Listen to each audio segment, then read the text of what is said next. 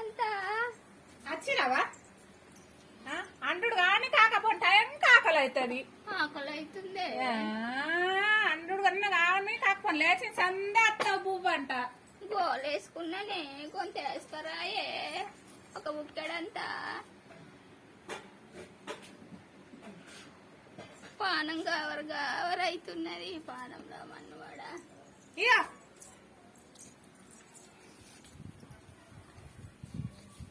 ఇయ్యాల కూడా కారమేనా? కౌసండి నా పిల్లలు తినందా నీకే అయ్యల్లా పిల్లలకద్దా గుండెలు తట్టుకుంటుందే. గుండెలు భలే తట్టుకుంటది. మరి పింఛి రాగానే పట్టు అంటాను ఇస్తావా?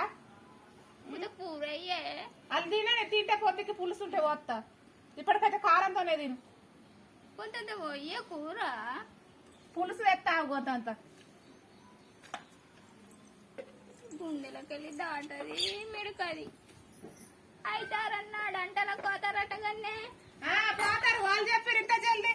అది నీకు ఫోన్ చేసిండ్రా? బిడ్డ అంటే పక్క ఆదుకుంటది. కోడళ్ళ మీద లేదు కానీ బిడ్డ మీద ఉంటది. చెయ్యే బిడ్డ ఆడుకోతుంది అదే మరి బిడ్డ ఇంటి కాడ పోయినప్పుడు మరి మీ ఆయన పిలుచుకుంటా చెప్తావా? రమ్మనే బుక్కడు పువ్వు తినిపోతుంది. ఇక అది నేను ఒక్క రమ్మంటే అన్న వస్తాడు, పిల్లలు వస్తారు. అన్న కోటరు కావాలా? ఎడకెచ్చి తేవాలా? ఒక బుక్కడు తినిపోతారు కానీ తినిపోతారు. పైసలు లేకుండా సరే ఇస్తావు. మరి నేను ఎలా పింఛి రాగానే బిడ్డకు ఫోన్ కొడతావు.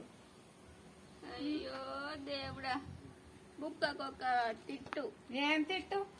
పిల్లలు ఉన్నారంటే ఇస్తా అంటాను.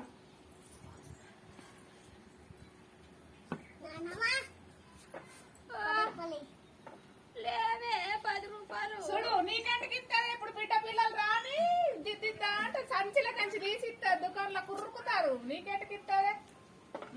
చిల్లర లేవే. మొన్న ఇచ్చిన కానీ 10 రూపాయలు. మొన్నటి ఇవ్వరు దాకుంచుకో.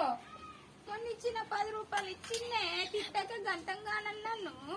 10 రూపాయలు జమాన్లో ఇచ్చి ఇప్పుడు ఇచ్చినట్ట చెప్పబడుతుంది. ఎన్ని మాటలు తిడతావే.